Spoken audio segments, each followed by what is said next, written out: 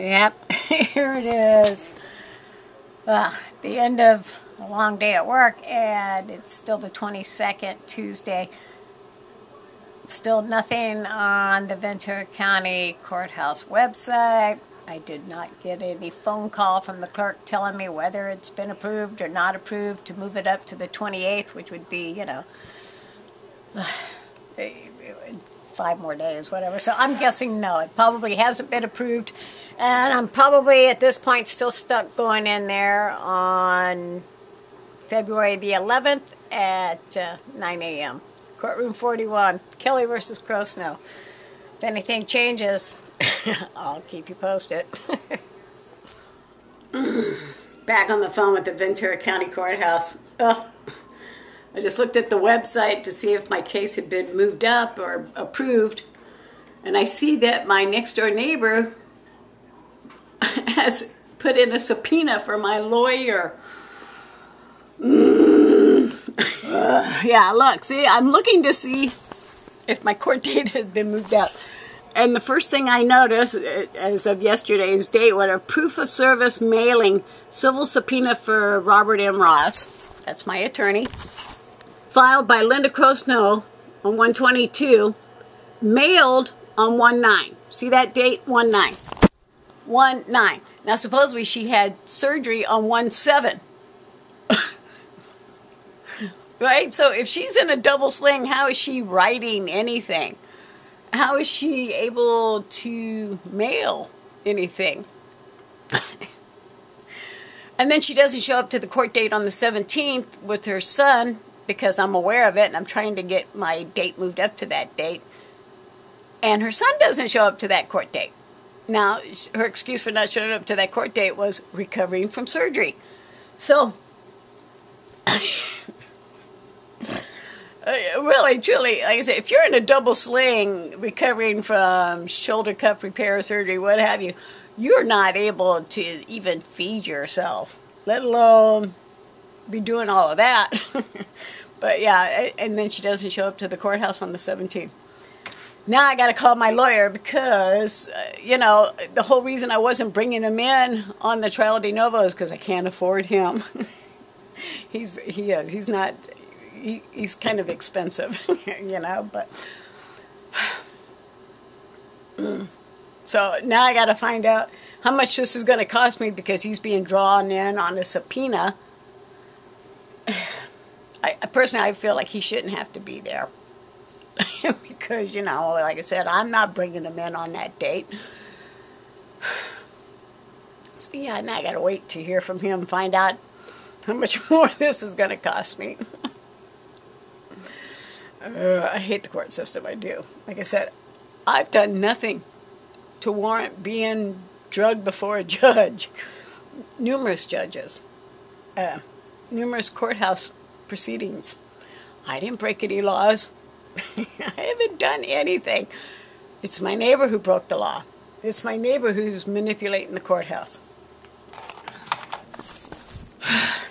Yeah, no help from the courthouse via the telephone. But, yeah, at this point it's still February the 11th, 2019. I haven't had a chance to speak with my attorney, but I did send him an email.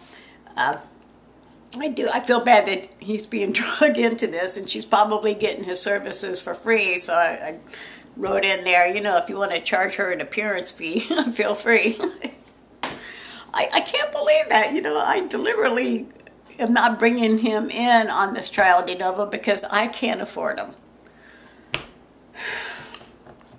Yeah, and when I see the dates that transpired when she sent him that subpoena 2 days after our court date was supposed to take place that she postponed due to emergency surgery, it tells me that she really truly only postponed that date so that she could send him a subpoena.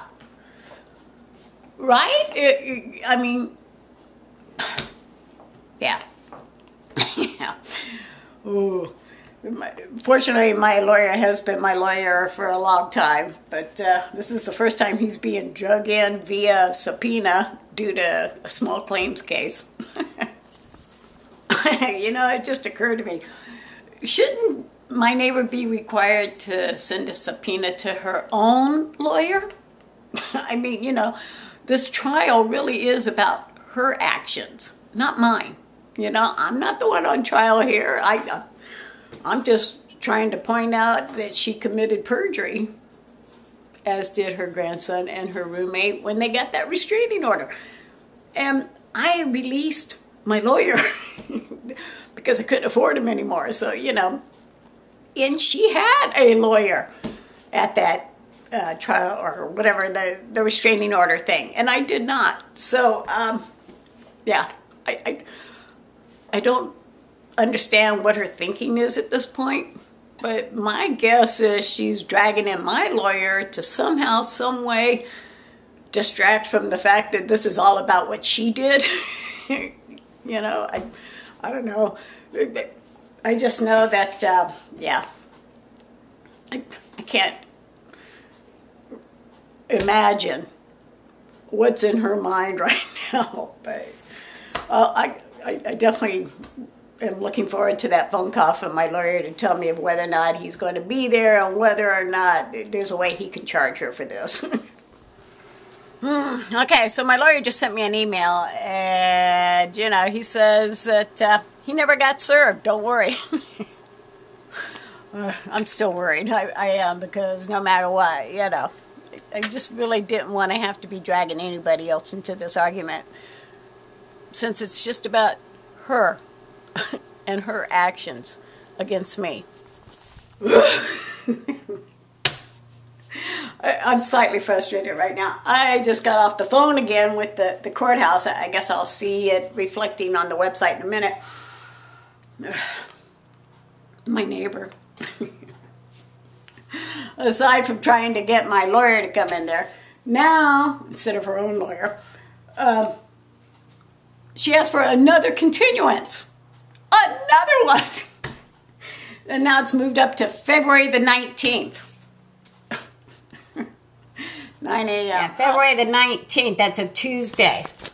A Tuesday, 9 a.m. Well, at least it's not a Monday, huh? She's just buying more time. They give it to her. What can I do, right? I am stuck in the court system. Sure, I could just walk away and not show up and just let them rule in her favor and whatever. I don't know. Maybe that's the option here. Maybe I should just do that. But I really feel that I need to finish this fight in that courtroom, since that's where it began.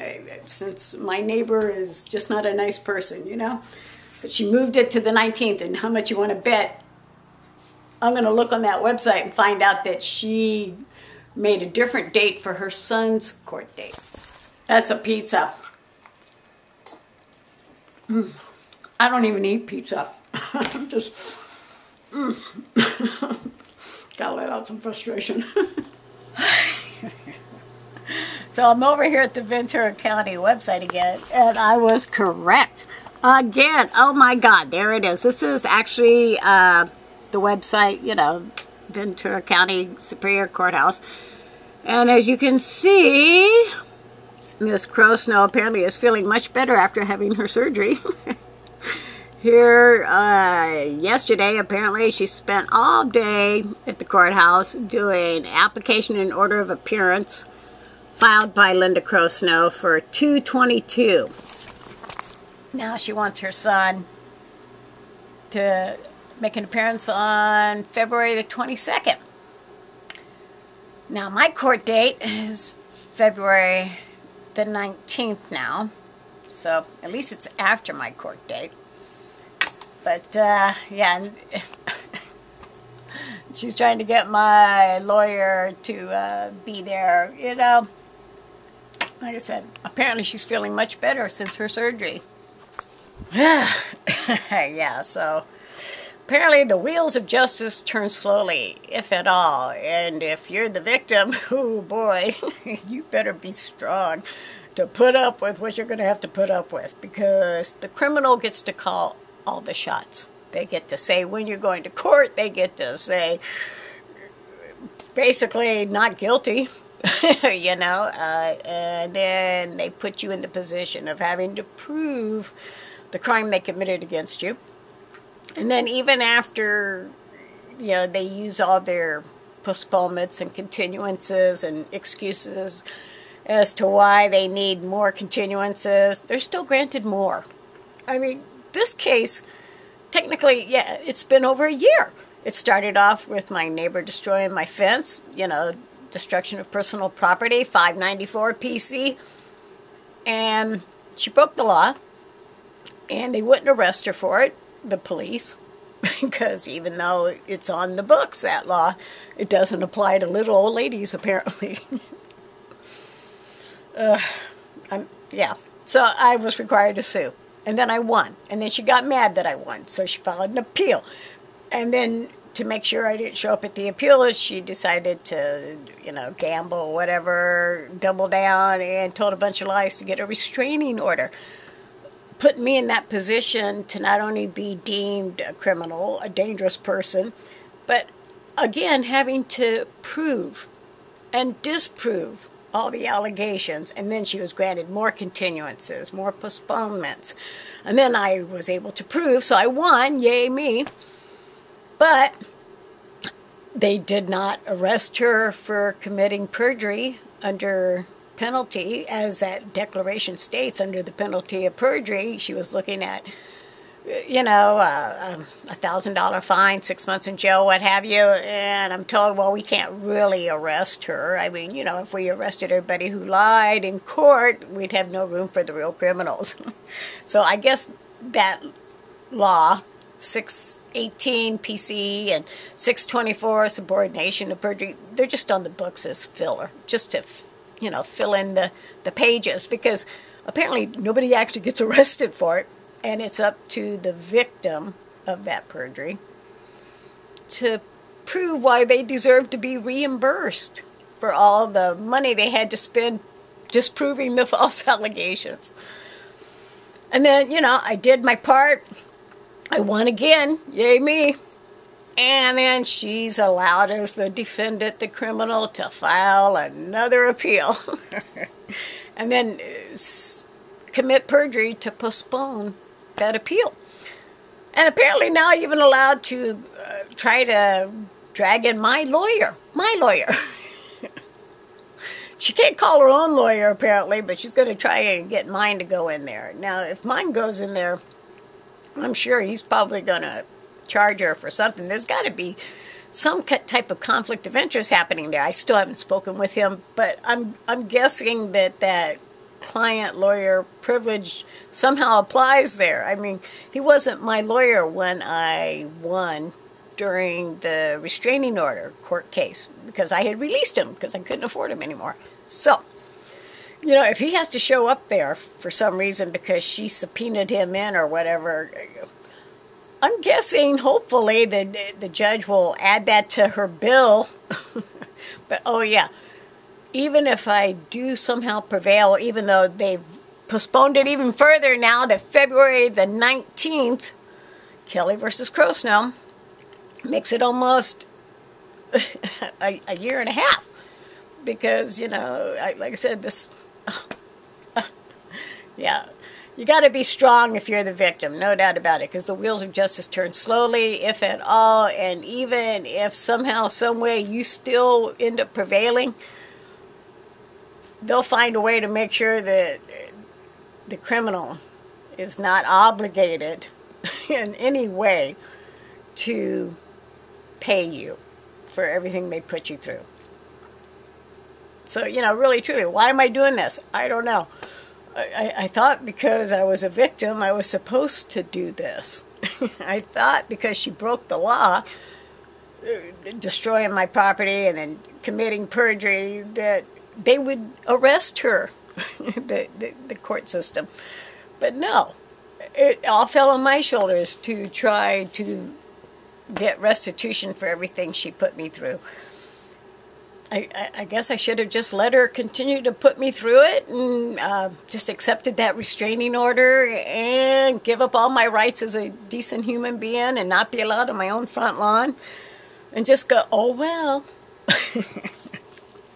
Now, I have to stay in this fight, so yeah. I guess I'm stuck going to court one more time. Or I could not show up to court and just let the judge do whatever he's going to do. But at this point in time, yeah, I've learned a serious lesson here. It's just not worth it to try and get anything done correctly in the courthouse, because they're going to make you feel bad as a victim for trying to get justice.